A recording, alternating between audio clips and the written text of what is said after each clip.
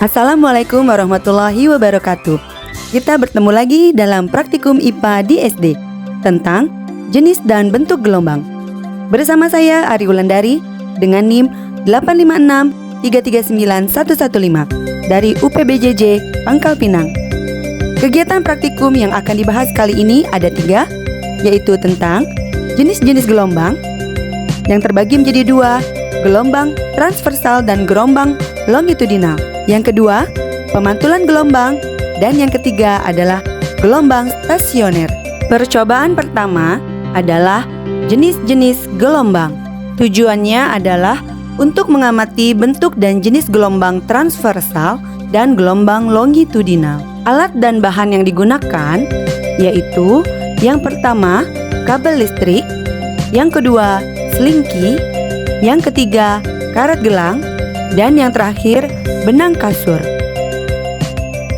Yang pertama, gelombang transversal. Langkah awal dalam praktikum ini adalah ambillah selingki, rentangkan di atas lantai yang licin, lalu pegang salah satu ujung selingki, meminta bantuan teman yang lain, kemudian usiklah ujung selingki yang kita pegang dengan cara menggerakkan ujung selingki dengan cepat ke kiri dan ke kanan. Seperti yang kita lihat, gelombang yang kita amati ini adalah gelombang transversal yang membentuk bukit dan lembah. Jadi, gelombang transversal adalah gelombang yang terbentuk bukit dan lembah. Nah, ini adalah cara menggambarnya. Jadi, titik A, B, C adalah bukit gelombang, sedangkan titik C, D, E adalah lembah gelombang. Satu bukit dan satu lembah disebut satu gelombang. Jika gambarnya seperti ini, maka A, B, C, D, E adalah satu gelombang, E, F, G, H, I adalah satu gelombang. Maka gambar di sini jumlahnya adalah 2 gelombang. Pada titik B disebut puncak gelombang, titik E disebut dasar gelombang, titik A, C, E, G, dan I adalah simpul gelombang. Selanjutnya, ikatkanlah karet gelang di tengah-tengah selingki seperti pada video. Lalu, jika sudah selesai, getarkanlah atau usik kembali selingki pada salah satu ujungnya. Kita amati karet gelangnya.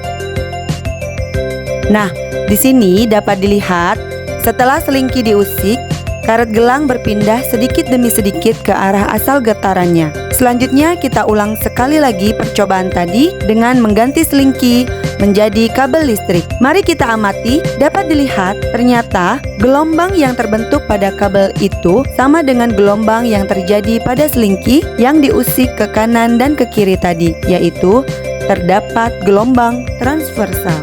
Yang kedua, gelombang longitudinal. Selanjutnya, sama seperti tahap awal tadi, yakni kita ambil lagi selingki dan rentangkan di atas lantai yang licin. Lalu, ikat atau pegang salah satu ujung dengan bantuan teman dan pegang ujung yang lainnya sendiri. Kemudian, usik atau goyangkan selingki depan dan ke belakang dengan cepat sambil kita amati arah getaran dan arah merambat gelombangnya. Dapat dilihat, gelombang yang terjadi pada selingki ini disebut gelombang longitudinal. Untuk melihat gelombang longitudinal, itu berbeda dengan cara melihat gelombang transversal. Dengan didorong ke depan, akan terbentuk rapatan yang merambat. Semakin cepat selingki digerakkan ke arah depan, maka jumlah rapatan yang terbentuk juga semakin banyak. Jadi, satu gelombang yang longitudinal adalah satu rapatan dan satu renggangan. Dan ini hasil pengamatan dari jenis-jenis gelombang.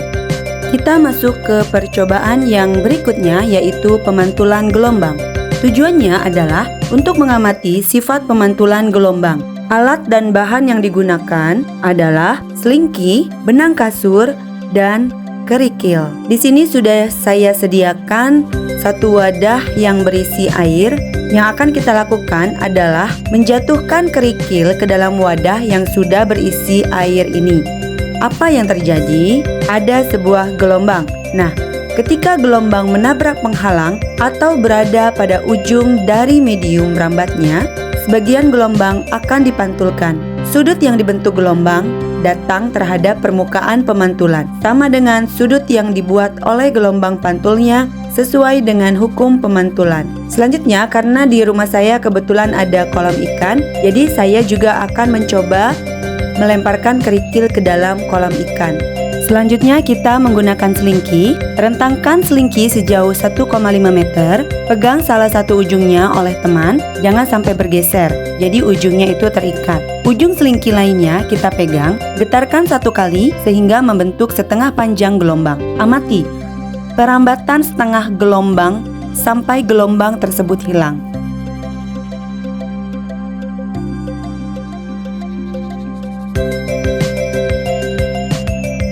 Kemudian, yang berikutnya, ujung selingki yang terikat diikat dengan benang yang panjangnya kurang lebih 1,5 meter. Ujung selingki ini sekarang dapat bergerak bebas. Jadi selingki ujungnya bebas. Getarkan ujung selingki yang kita pegang 1 kali sehingga membentuk setengah panjang gelombang. Amati perambatan setengah panjang gelombang tersebut.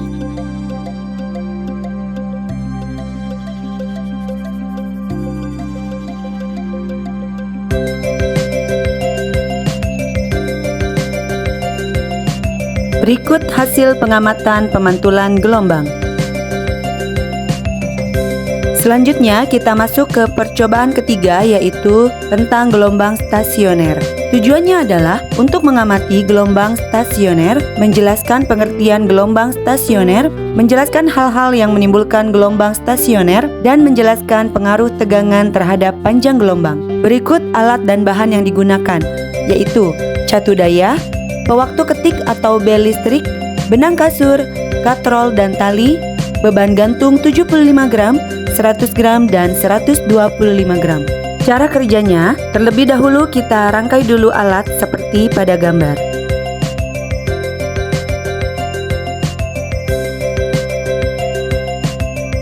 Kemudian, letakkan beban 20 gram. Sambungkan vibrator ke power supply. Lalu ukur panjang tali. Hidupkan power supply-nya. Kemudian amati gelombang yang dihasilkan. Lakukan hal yang sama pada beban yang berbeda. Ukur panjang gelombang pada tali tersebut dan tegangan talinya. Berikut hasil pengamatannya.